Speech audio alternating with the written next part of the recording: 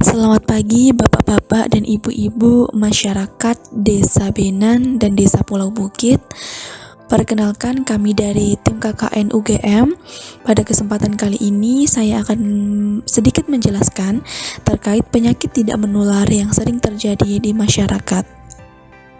Penyakit tidak menular ini merupakan penyakit yang tidak ditularkan dan tidak ditransmisikan kepada orang lain dalam bentuk kontak apapun.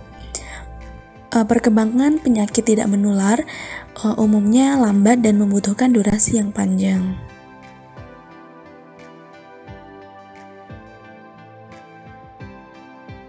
Yang pertama ada hipertensi, yang merupakan kondisi di mana terjadi peningkatan tekanan darah di atas normal dan merupakan salah satu penyebab kematian di dunia. Hipertensi disebut sebagai silent killer atau pembunuh senyap karena sering tanpa keluhan, sehingga penderita tidak tahu jika dirinya mengidap hipertensi, tetapi kemudian mendapatkan di dalam dirinya sudah terdapat penyakit penyulit atau komplikasi dari hipertensi. Terdapat dua jenis hipertensi. Yang pertama yaitu hipertensi primer, di mana penyebabnya tidak diketahui, dan yang kedua adalah hipertensi sekunder, yang disebabkan oleh penyakit tertentu. Terdapat beberapa faktor risiko hipertensi, diantaranya yang pertama adalah genetik atau keturunan, yang kedua kurang berolahraga atau aktivitas fisik, yang ketiga obesitas atau kelebihan berat badan, kemudian ada pola asupan garam, jenis kelamin, merokok, dan stres. Berikut ini klasifikasi tekanan darah dari normal hingga hipertensi tahap 2 serta pertimbangan perawatannya.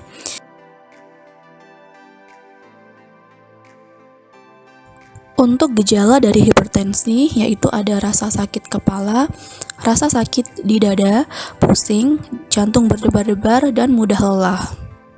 Terdapat dua cara untuk penelaksanaan hipertensi. Yang pertama yaitu non-farmakologis, yang merupakan tindakan untuk perubahan gaya hidup menjadi lebih sehat. Penata laksanaan yang kedua yaitu dengan penggunaan obat antihipertensi.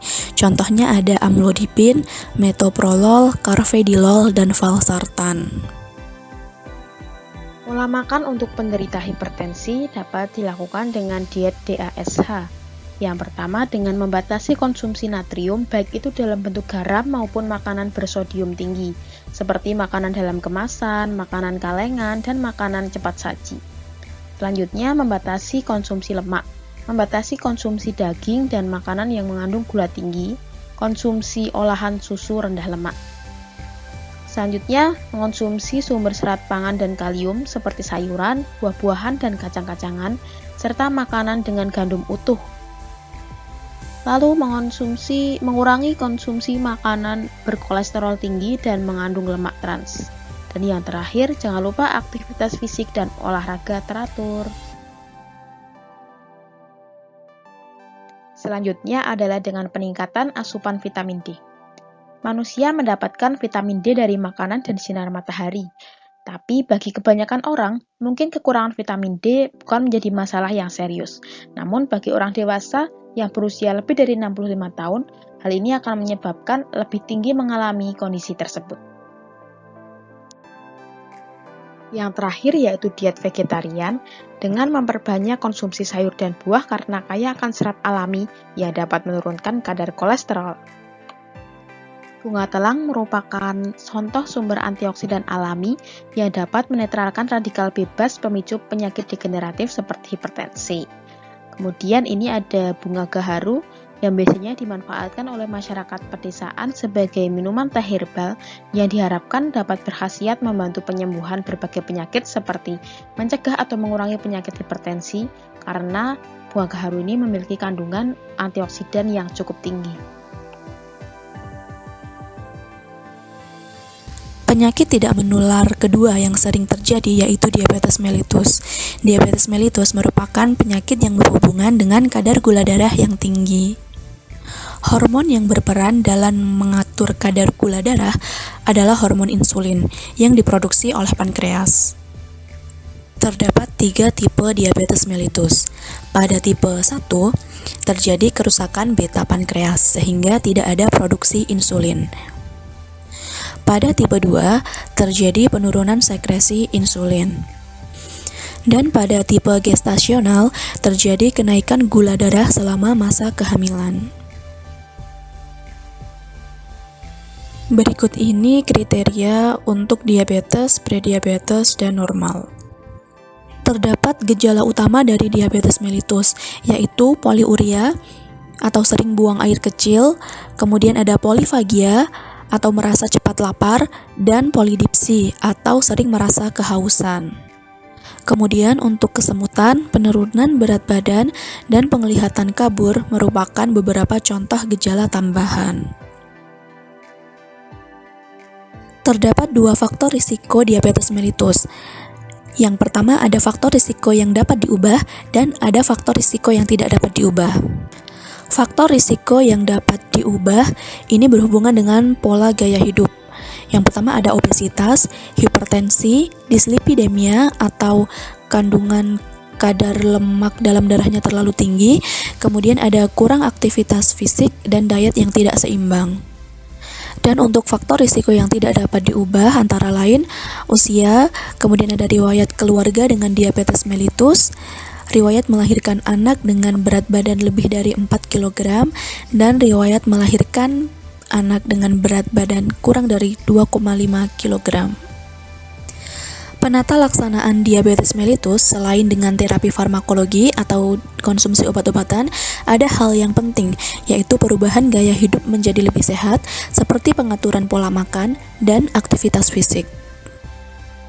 Nah, diet bagi penderita diabetes mellitus ini dapat dibagi menjadi dua tahapan.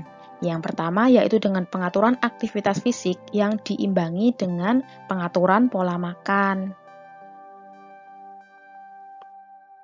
Untuk pengaturan aktivitas fisik dapat dilakukan dengan 4 kegiatan. Yang pertama dengan latihan aerobik sedang selama 150 menit per minggu, kemudian latihan aerobik berat selama 90 menit per minggu, selanjutnya latihan jasmani yang biasanya dibagi menjadi 3 hingga 4 kali aktivitas per minggu, dan tentunya menghentikan kebiasaan merokok. Untuk pengaturan pola makan dapat dilakukan dengan mengurangi asupan energi dari karbohidrat dan lemak, serta mempertahankan jumlah dan jenis karbohidrat yang tinggi serat. Selain itu, juga mempertahankan asupan protein, serat pangan, serta multivitamin. Daun stevia merupakan bahan pemanis rendah gula total dan kalori yang dapat dikonsumsi oleh penderita diabetes. Produk dari pemanis stevia yang paling sederhana pembuatannya ada teh stevia. Kemudian beberapa penelitian telah membuktikan bahwa khasiat dari daun secang dan gambir yang tinggi kandungan antioksidan dapat mengendalikan kadar glukosa dalam darah sehingga dapat menangkal radikal bebas pemicu diabetes mellitus. Penyakit tidak menular ketiga yaitu obesitas. Obesitas adalah penumpukan jaringan lemak berlebih di tubuh. Penderita obesitas memiliki risiko yang besar untuk mengembangkan berbagai kondisi komorbid atau penyerta. Berikut ini kriteria indeks massa tubuh. Seseorang dikatakan obesitas tahap 1 apabila indeks massa tubuhnya berada pada rentang 30-34,9. Obesitas dapat menyebabkan komplikasi seperti diabetes, penyakit jantung, stroke, dan gangguan muskuloskeletal atau gangguan pada otot, saraf, sendi, dan tulang. Obesitas dapat dicegah dengan mengubah perilaku hidup sehat, seperti mengkonsumsi makanan sehat dan gizi seimbang, membatasi konsumsi gula, garam, dan lemak berlebih, meningkatkan aktivitas fisik, dan menjaga berat badan tetap ideal. Makanan fungsional untuk penderita diabetes yaitu pilihlah yang rendah lemak, karena kelebihan glukosa dalam darah dapat mengakibatkan kecenderungan terjadi sintesis lemak atau protein sebagai cadangan makanan yang dapat menyebabkan semakin gemuk. Lalu yang rendah kalori. Rendah kalori itu berarti membatasi masuknya glukosa dalam darah, terutama karbohidrat berlebih. Kemudian tinggi serat pangan. Serat pangan itu mempunyai kemampuan untuk meningkatkan kekenyangan dan mengurangi nafsu makan. Oke, berikut ini adalah contoh-contoh dari sumber pangan karbohidrat. Ada seleriak, ada tomat, jamur, wortel, brokoli, raspberry, strawberry, peach, pear, dan lain sebagainya. Nah, untuk contoh dari sumber protein sendiri ada daging, kacang-kacangan, telur, keju, ikan, dan biji-bijian. Sedangkan untuk sumber lemak, di sini ada cream cheese, margarin, mayones, double cream, alpukat, minyak, kolagen, dan lain-lain. Nah, dapat dilihat berikut ini adalah contoh menu sehat yang dapat dijadikan panduan untuk dalam menangani penyakit obesitas. Berikut daftar pustaka yang kami gunakan. Oke, sekian dan terima kasih. Jangan lupa makan berbagai jenis makanan dan nikmatilah aktivitas fisik yang cukup. Makan makanan rendah lemak, perhatikan berat badan Anda, dan tingkatkan olahraga. Sekian dan terima kasih. Semoga sehat selalu.